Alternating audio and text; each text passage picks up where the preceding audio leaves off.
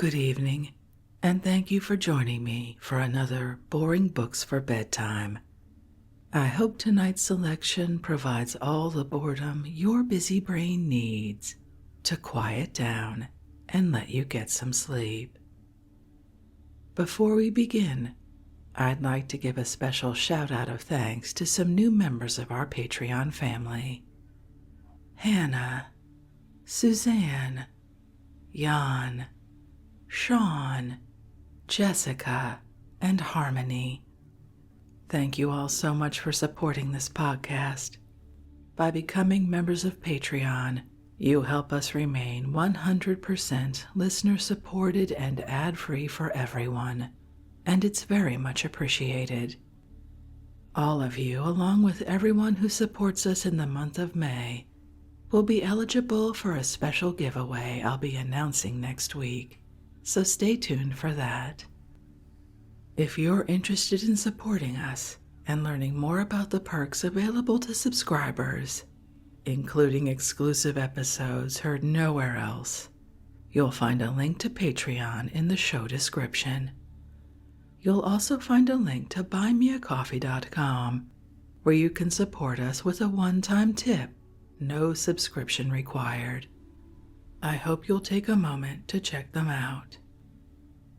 Now, let's read and relax. Find a comfortable spot. Adjust your volume.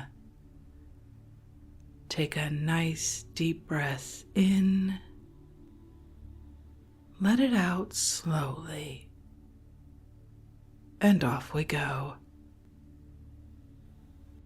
Tonight, let's relax with some new selections from Biographies, a guidebook for beginners, an introduction to 150 common land birds of the eastern United States, by Alice E. Ball, author of A Year with the Birds, with 56 colored plates. Copyright 1923 by Dodd, Mead and Company, New York.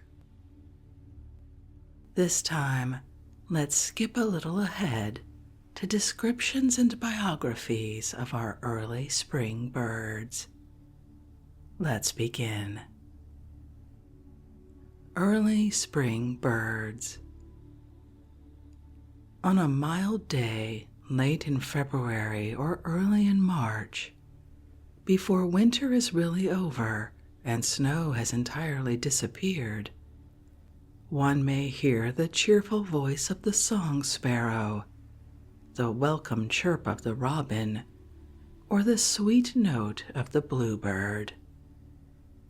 Even though ice and snow return, courage is renewed with the advent of winged messengers who presage the ever-fresh miracle of spring, and who hold home love in their hearts so strong that they brave cold and distance to return to the land of their heart's desire.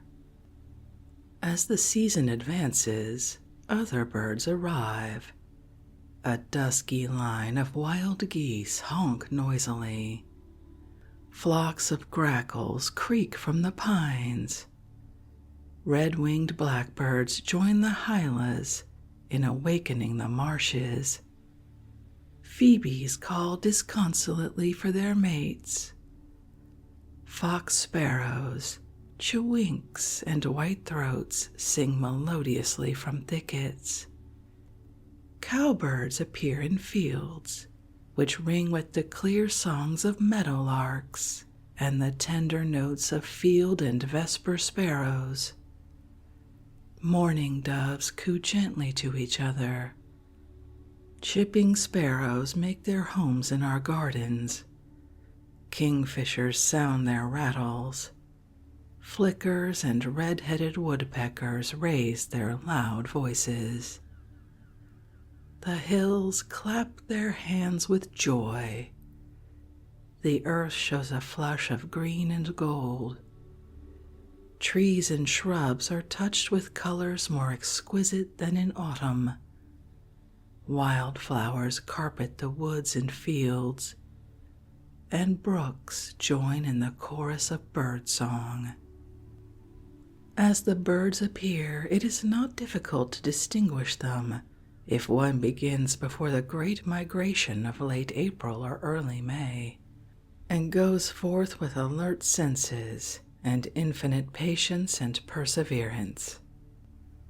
With a reliable guidebook, a learner may be reasonably sure of the early migrants, because only certain species of large and confusing families are to be found during March and early April. In watching birds, a student learns to observe with lightning speed, to note color and comparative size, distinguishing marks such as crests or striped crowns, spots on breast or throat, bars on wings or tail, the length and shape of bill, wings, tail, and legs.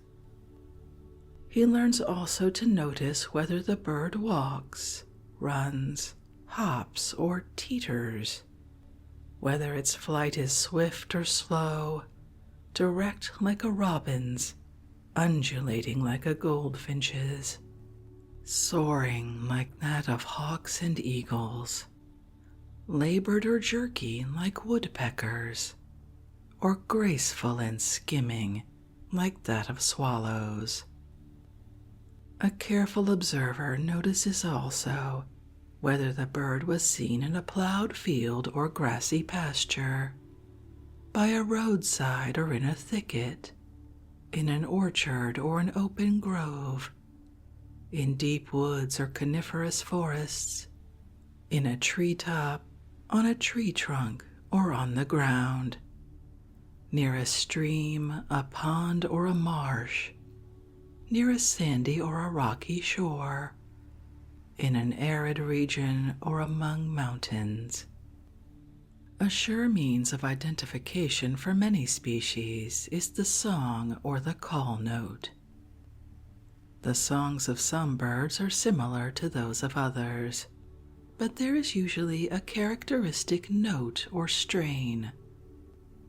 When beginning my study of birds, I traced every sound I could to its source, waited till I saw the author of the note or song, listened till I learned it, could reproduce it, or at least be sure of future recognition.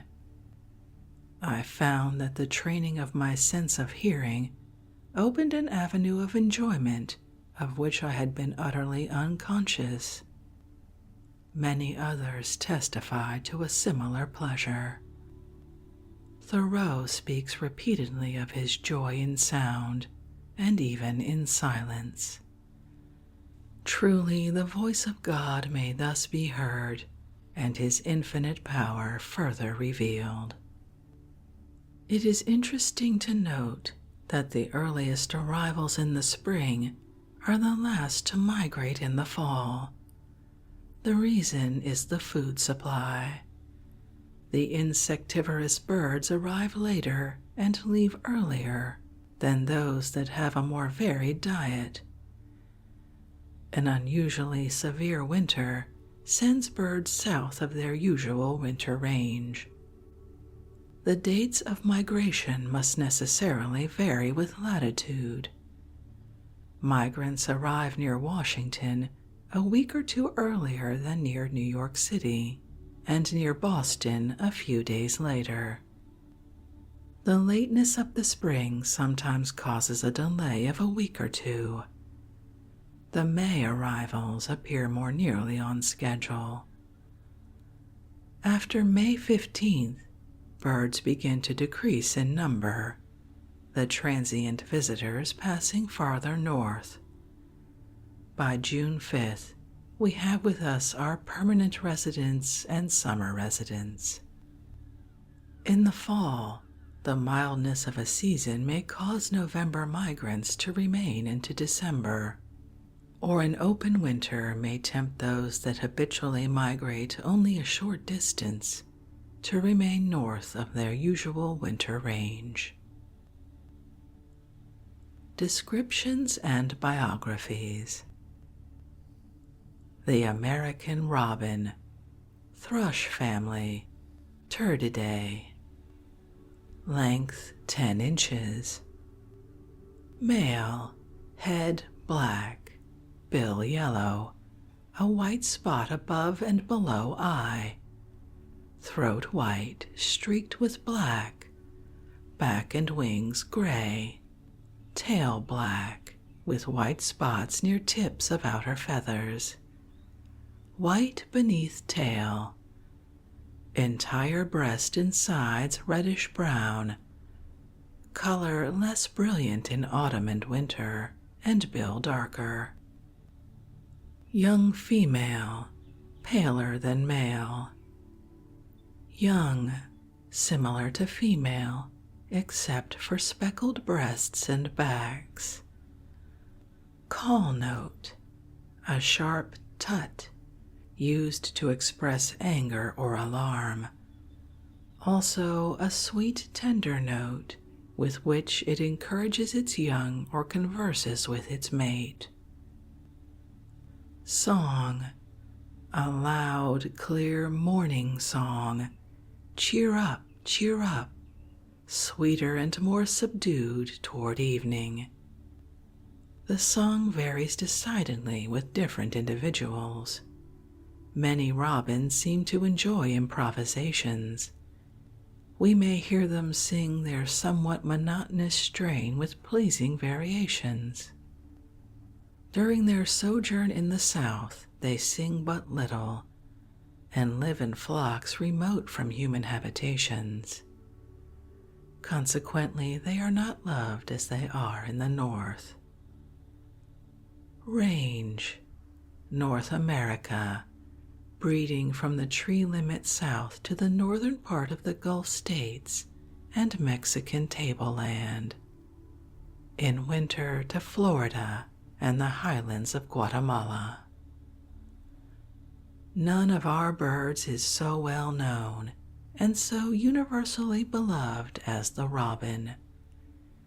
He, together with the song sparrow and the bluebird, arrives at a time when we are weary of winter and yearning for spring. He seems to show so much eagerness to return to us that he receives a hearty welcome. He is the first bird that we know in childhood, unless it be the English sparrow. Our earliest books were filled with tales and poems concerning him. Most of us have a fund of anecdotes that we could relate. A robin has distinct individuality. His is a many-sided nature. He is cheerful and optimistic, aggressive and fearless, pugnacious and ardent, like the brave Lochinvar, so daring in love and so dauntless in war. Yet withal tender, joyous, and lovable. He is a fighter at mating time, but a gentle husband. There are few bird choruses as sweet as robin's rain song or even song. I recall a flock of these happy birds singing from maple tops in a little village nestled beside a brawling river, when patches of brown earth showed beneath melting snow, and heavy rain clouds broke away to reveal a golden western sky. The robin sang with the joy that my own heart felt at the renewal of life on the earth.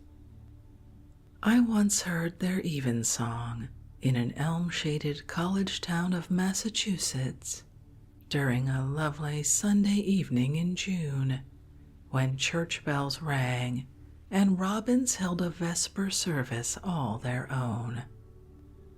My sister and I walked beneath the great arched trees and found ourselves speaking in whispers, as was our habit in the cathedrals of the old world. The robin's tut-tut, his scolding note, is very similar to the exclamation of reproof our grandfather used to administer to us for childish misdemeanors. It is amusing to see how robins use this form of remonstrance on humans. John Burroughs wrote that he was kept out of his own summer house by a female robin that was nesting there. She scolded him so soundly for trespassing upon his own property, which she had appropriated, that he could have no peace. He finally left her in possession till her young had flown. I had a similar experience when picking cherries in a friend's garden. A robin had preceded me and resented my intrusion in no uncertain manner. No angry fishmonger of Billingsgate ever hurled a more noisy vituperation at a thief than did that robin fling at me, especially when I coolly refused to heed his commands to keep off. I recall an amusing experience with a robin family one summer. The second brood of hungry babies were clamoring for more, and following their overworked father about, as I have seen human babies tease their mothers. He was decidedly frayed as to temper, but he chose to assume the entire parental responsibility. His faded, bedraggled spouse, perched disconsolately upon the roof of a chicken house, flew down 2 or 3 times into the bosom of the family and endeavored to do her bit, but her testy husband drove her off each time with a sharp tut-tut, until in despair she remained upon the ridgepole, peeping forlornly. The father proceeded to pull up worms for his gaping brood in a manner so irritated and strenuous that I wondered whether he had had a family jar or was only worn out with anxiety and overwork. It is a huge task to feed one baby robin alone, who can eat 68 angleworms a day or 165 cutworms. Robins do good to the soil by dragging forth earthworms and preventing their too rapid increase.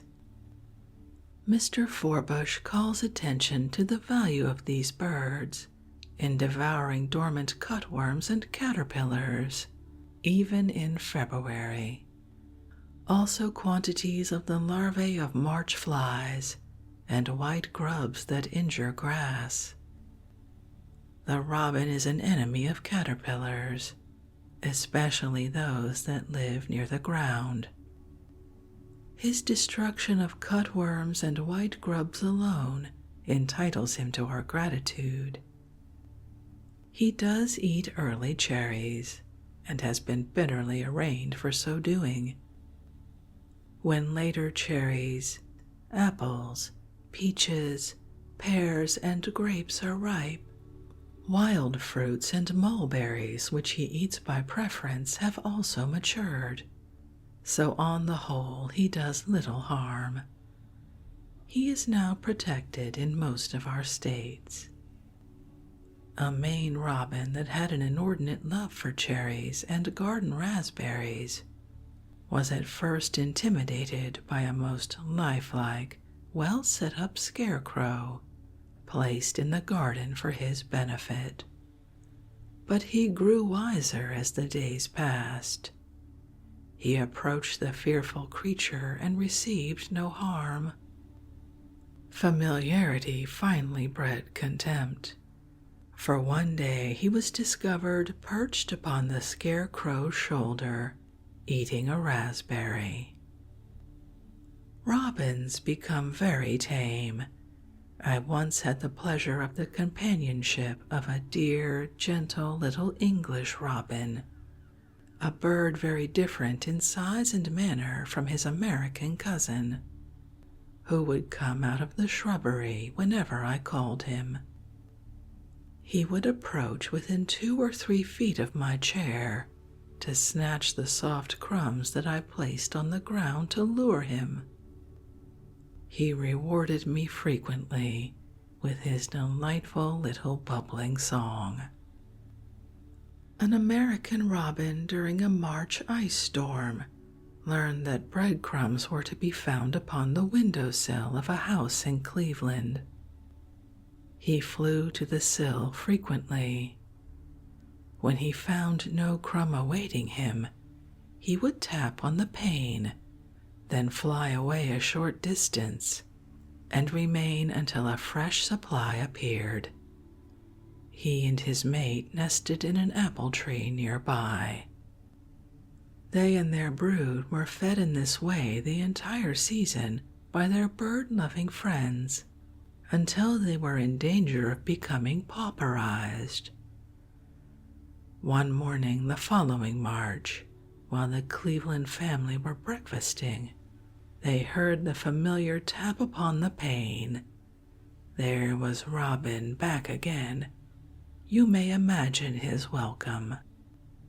For 4 years he continued to announce his arrival in the same manner and to build in the same yard. Each year he and his family were supplied with part of their food by their devoted friends. Then ill must have befallen him, for he never returned. To another Ohio woman came the joy of having a robin enter her room frequently. She had tempted him with crumbs inside a windowsill. One day he perched upon the sewing machine where she was at work and sang his sweet song to her as the busy machine hummed its tune. A robin's nest is an untidy affair, but it is something that we should miss were it not a part of our environment. Few birds' eggs are more lovely in color than those of the familiar robin's egg blue, nestled in their grass-lined cup of clay.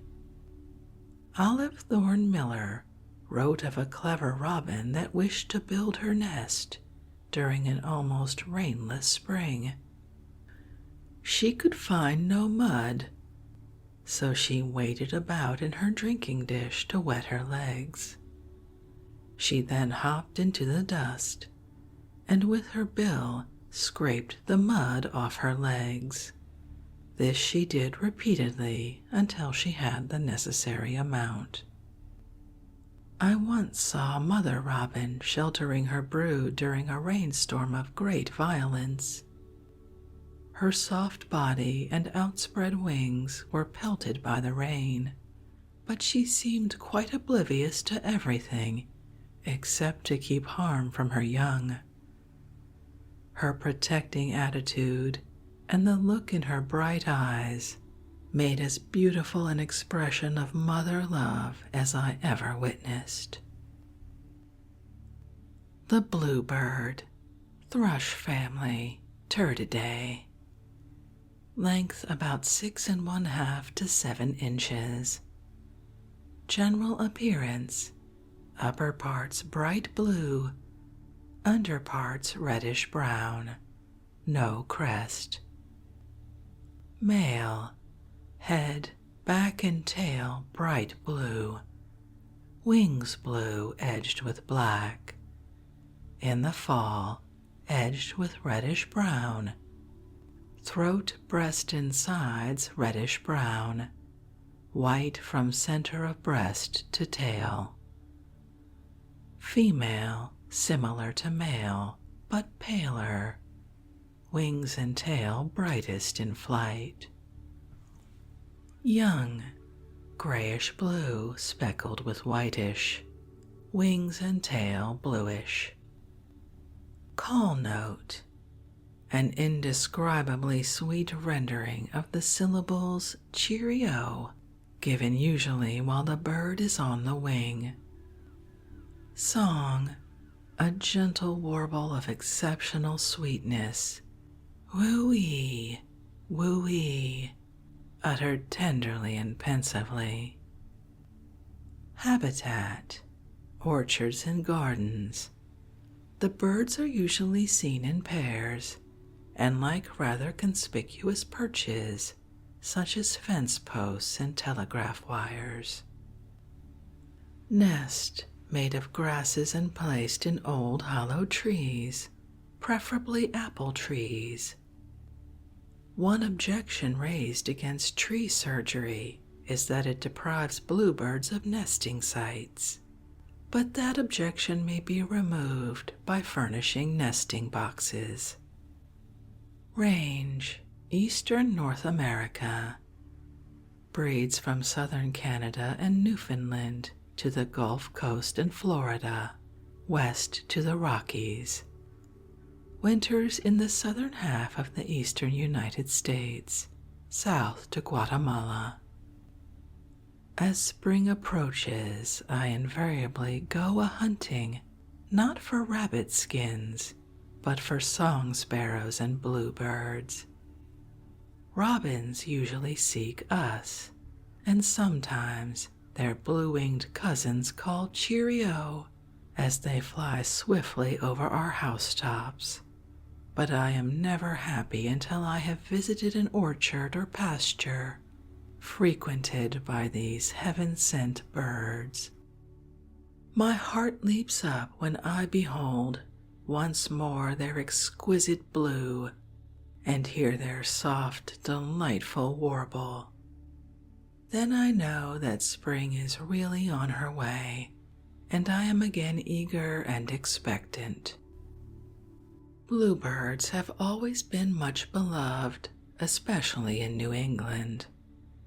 Florence Merriam writes, although the bluebird did not come over in the Mayflower, it is said that when the Pilgrim Fathers came to New England, this bird was one of the first whose gentle warblings attracted their notice, and from its resemblance to the beloved robin redbreast of their native land, they called it the blue robin. The bluebird has always been a favorite theme for poets and nature writers, especially in New England, where the beauty and warm coloring of this sweet bird seem exceptionally welcome after a long, severe winter.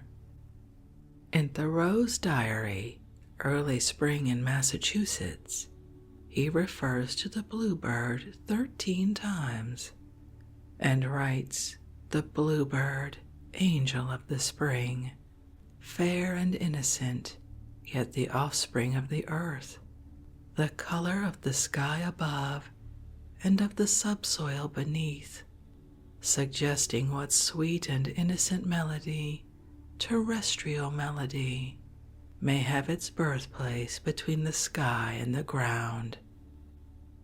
Burroughs, too, makes frequent mention of the bluebird. In Under the Maples, he says, "None of our familiar birds endear themselves to us more than does the bluebird. The first bluebird in the spring is as welcome as the blue sky itself. The season seems softened and tempered as soon as we hear his note and see his warm breast and azure wing.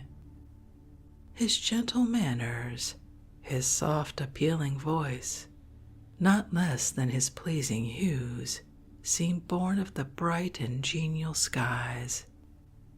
He is the spirit of April days incarnated in a bird.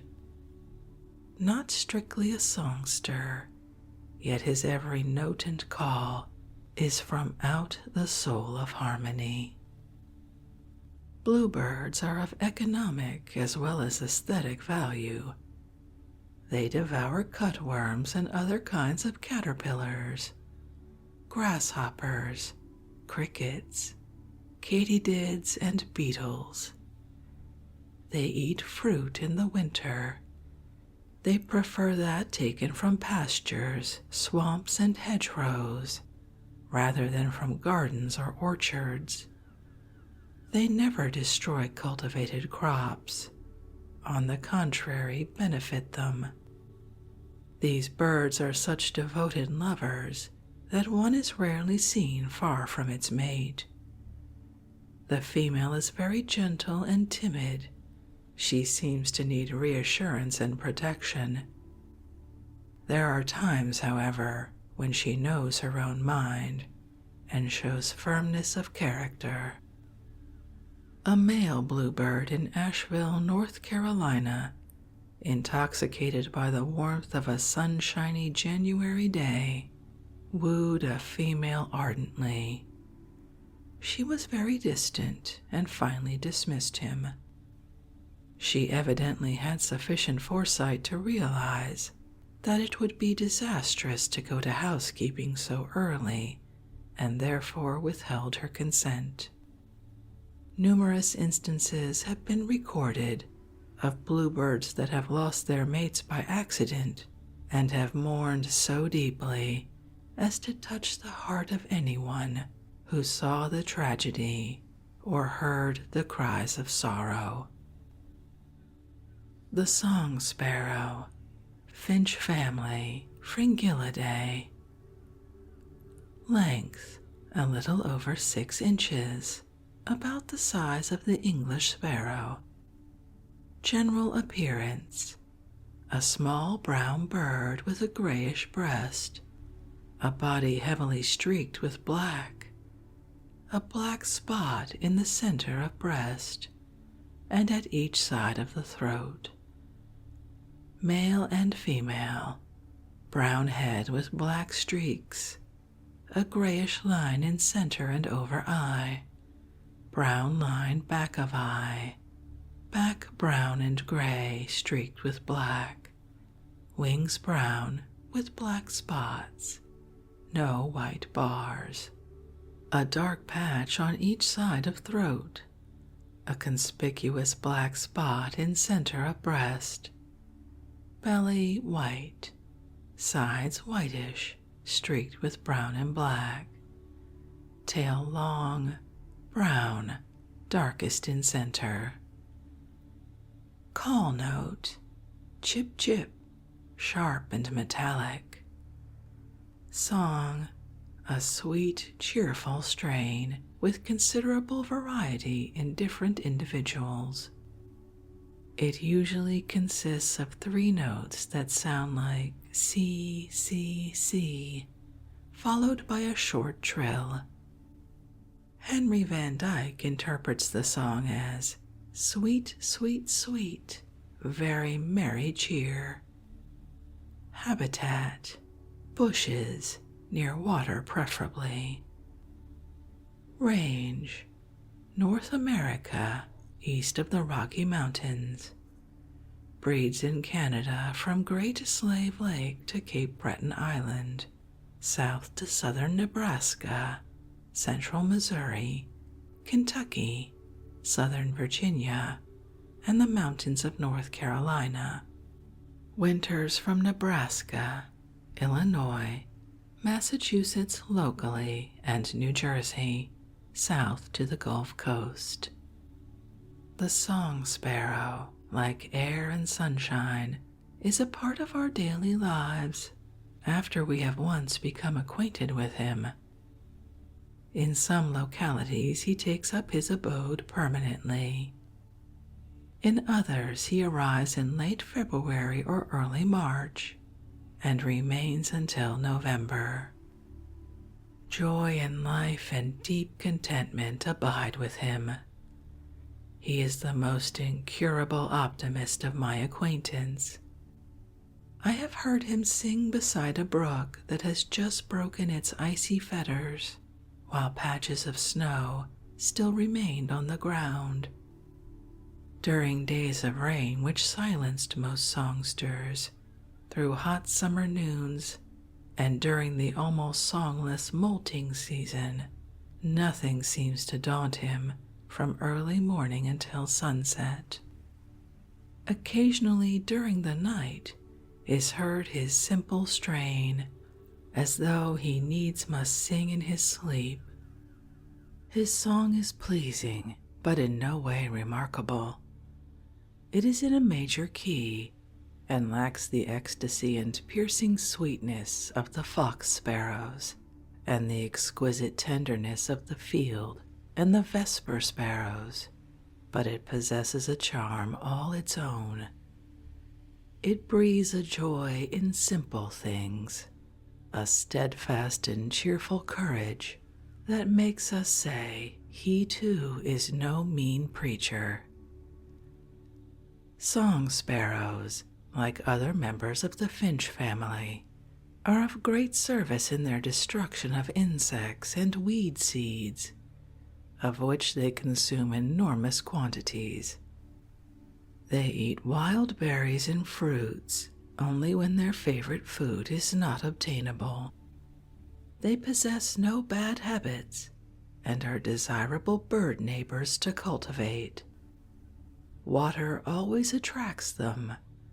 One is most likely to find them near streams in which they love to bathe. Their nests are made largely of grasses, dead leaves, and root fibers, and are lined with soft grasses. They are placed in bushes or on the ground. The eggs, pale in color and flecked with brown, are well concealed by their markings. Song sparrows, usually serene, grow intensely nervous when the nest is approached, and betray its whereabouts by their incessant chip-chip. The fox sparrow, finch family Fringillidae. Length a little over 7 inches. About an inch longer than the English sparrow, and nearly as large as a hermit thrush. Male and female, upper parts reddish brown, brightest on lower back and tail. The red-brown tail is a distinguishing mark of the fox sparrow, as it is of the hermit thrush. Under parts grayish-white. Throat, breast, belly, and sides heavily and irregularly streaked with reddish-brown and black, except the middle of the belly, which is white. Note: a faint seep or cheep. Song: the most beautiful of all the sparrows, a burst of melody possessing sweetness and power, joyous yet with a minor strain. Habitat: tall thickets or clumps of weeds. Range: North America. Breeds in the forest regions of Canada and Alaska. Winters from the lower Ohio and Potomac valleys to central Texas and northern Florida. Never shall I forget the thrill of surprise and ecstasy which my first fox sparrow brought to me. My sister and I were on eager quest for early migrants in open woods and overgrown pastures, when from a thicket of tall shrubs there burst so marvelous a concord of sweet sounds that we were spellbound. No words can describe the tenderness, the joyous abandon, yet withal the strain of sadness in the song, as though the choristers had drunk deep of life, had visioned clearly its secrets, and transmuted its experiences. When the music had become a soft cadence, we sought the singers, and found a band of thrush-like sparrows, scratching in the old brown leaves like bantam hens. They remained in the thicket for several days, singing most rapturously toward sunset. Though shy birds and seen infrequently, fox sparrows occasionally approach houses. During a deep spring snow that covered the birds' natural food supply, several of these northbound migrants came 3 times a day with a flock of juncos to feed on breadcrumbs in our backyard.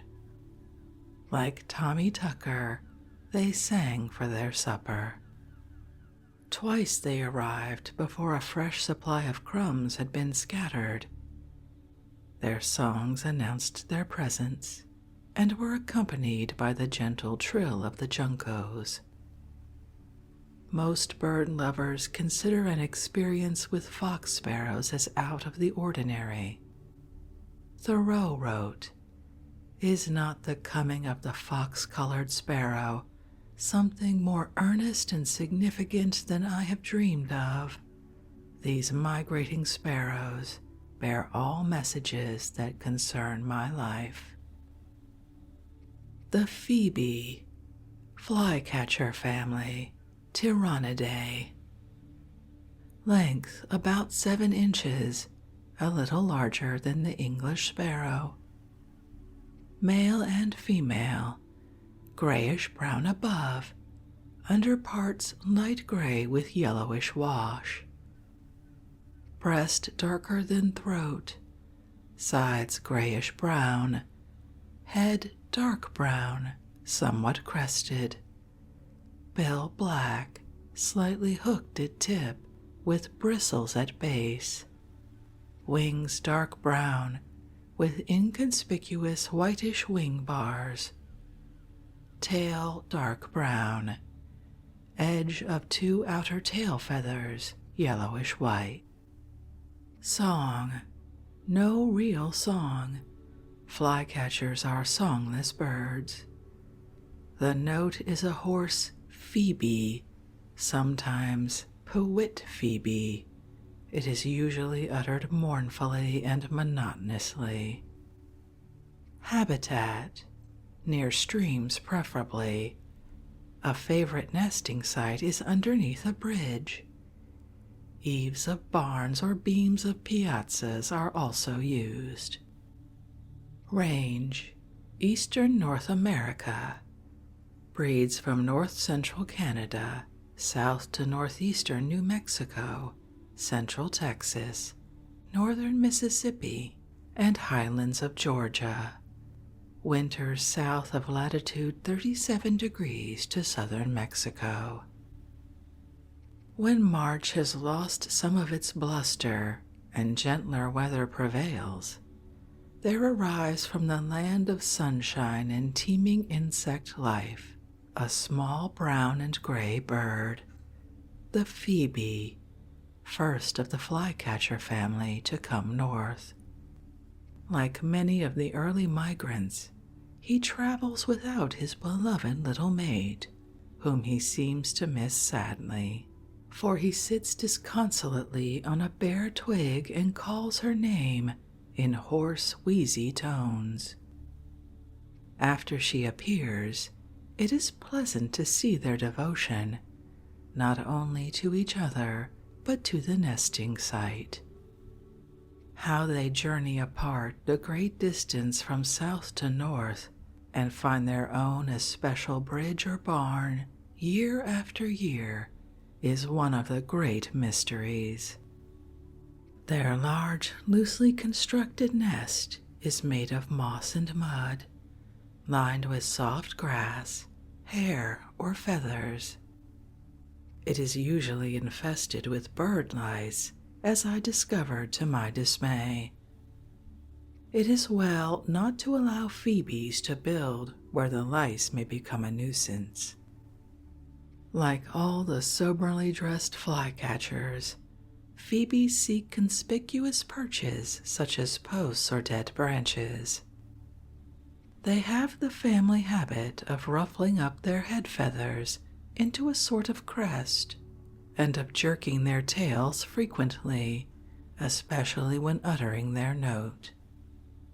They make unexpected sallies after insects, which their unusually keen eyes can see from dawn until dark. Phoebes are among our most useful birds, for they destroy injurious beetles, weevils, flies that annoy cattle and horses, house flies, ants, mosquitoes, wasps, spiders, grasshoppers, and numerous other harmful insects. Their soft brown and gray plumage blends with dull March meadows, with the silver sheen of the brooks they love, and with silken pussy willows and brown willow boughs. The black phoebe. The black phoebe is found from Texas west to the Pacific coast. It catches flies persistently and well deserves its family name. In appearance it resembles a slate-colored junco, for it has a dusky head, back, wings, tail, and breast, with a white belly. Professor Beale writes of this bird as follows: "The black phoebe has the same habits as its eastern relative, both as to selection of food and nesting sites, preferring for the latter purpose some structure of man, as a shed, or better still, a bridge over a stream of water. And the preference of the black phoebe for the vicinity of water is very pronounced. One may always be found at a stream or pool, and often at a watering trough by the roadside." Careful study of the habits of the bird shows that it obtains a large portion of its food about wet places. While camping beside a stream in California, the writer took some pains to observe the habits of the black phoebe. The nesting season was over, and the birds had nothing to do but eat. This they appeared to be doing all the time. When first observed in the morning, at the first glimmer of daylight, a phoebe was always found flitting from rock to rock, although it was so dusky that the bird could hardly be seen. This activity was kept up all day. Even in the evening, when it was so dark that notes were written by the aid of the campfire, the phoebe was still engaged in its work of collecting, though it was difficult to understand how it could catch insects when there was scarcely light enough to see the bird.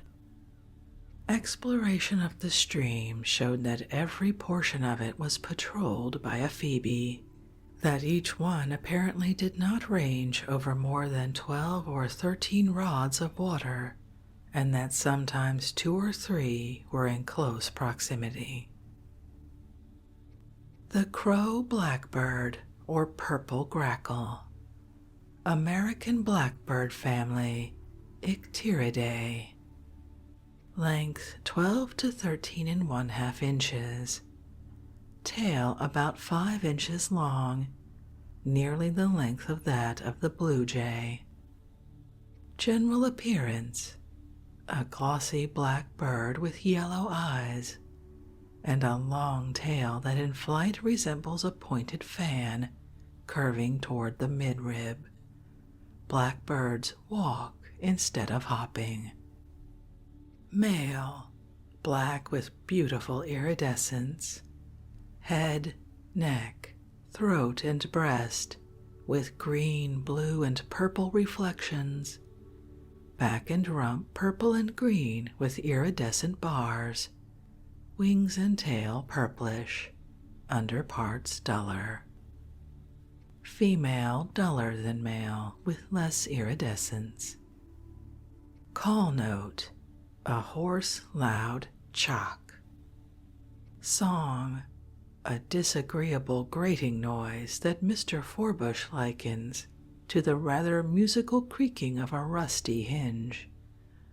I once noticed the strong resemblance of the sound to the squeaking wheels of farm wagons that passed near a noisy flock of grackles. Blackbirds always look unhappy and uncomfortable when making their attempt at singing, as though they emitted the sound with great difficulty. Habitat: groves of pine and spruce, as dark and gloomy as the birds themselves. They are found in parks and meadows, on lawns and near buildings. They live in large flocks except at nesting time.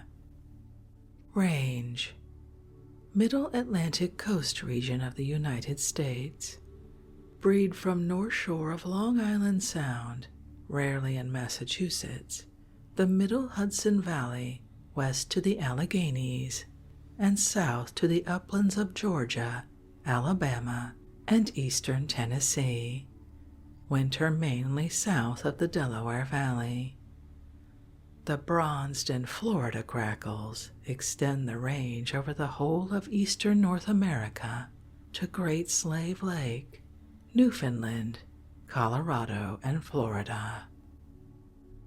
It seems incredible that blackbirds should belong to the same family as sweet-voiced meadowlarks, gay bobolinks, and musical orioles. They are literally the black sheep of the family, with a plumage in keeping with their dark deeds, and a sinister expression that arouses suspicion and wins them few friends. Their habit of destroying birds' eggs and young birds makes them a terror to their neighbors. Dr. Frank Chapman humorously says that he can imagine bird mothers frightening their young into obedience by threatened visits from that ogre, the grackle.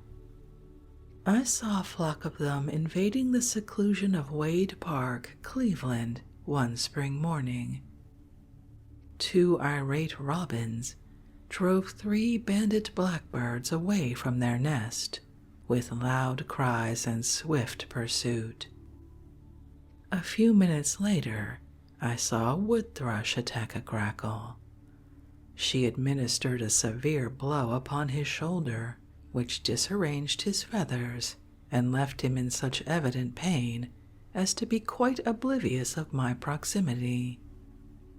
This habit of devastating nests is not, however, so general as has been supposed, for Professor Beale reports that remains of birds and birds' eggs amount to less than half of 1% of his diet.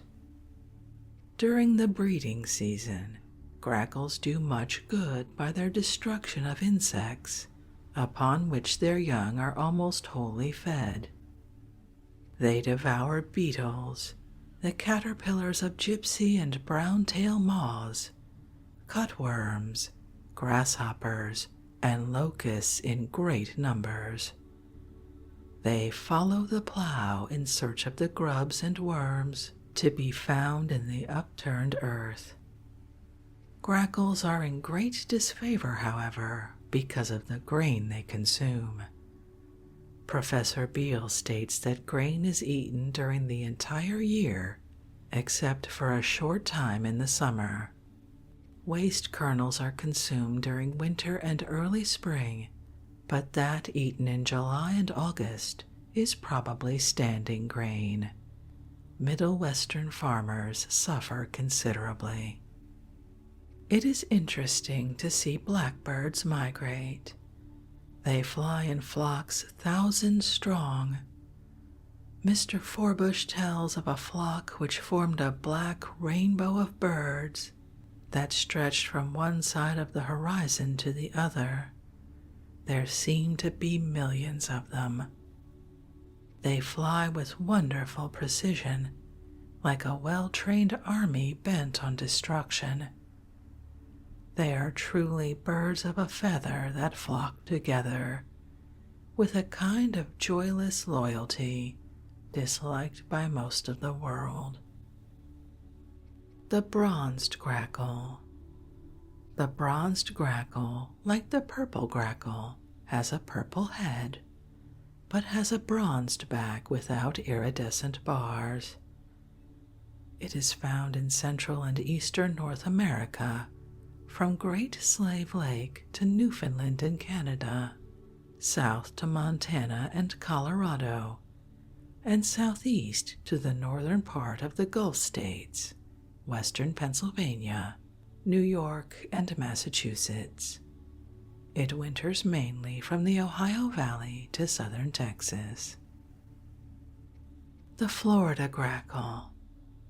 The Florida grackle is abundant from South Carolina to Florida and west along the Gulf Coast to southeastern Texas. It is similar to the purple grackle in appearance, but is smaller in size. Flocks of these grackles frequent groves of palmettos and live oaks. The boat-tailed grackle. The boat-tailed grackle, the largest member of the blackbird family, 16 inches long, has wonderful violet reflections on head and neck. The female is much smaller and is brownish.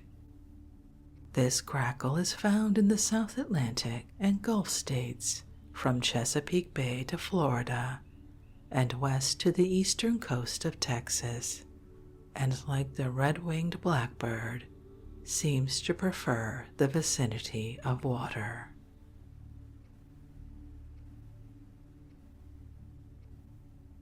And with that, I think we'll end this evening's reading from Bird Biographies by Alice Ball. I learned so much from this little book, and I hope you enjoy it as well. If you made it all the way through and were listening closely, you probably heard several birds in the background. It's the time of year in which they're constantly singing in my yard, and I hope you don't mind. If you'd like to read this work for yourself and see the illustrations, as always, you'll find a link to a free ebook from Project Gutenberg in the show description. If you'd like to connect, suggest a boring book you'd like to hear read, or request more from one we've already started, the best place to catch me is on Twitter at BoringBooksPod, or drop me an email via our website, www.boringbookspod.com. It's always a pleasure to hear from you. Thank you so much for joining me for this evening's reading. Until our next boring book, good night.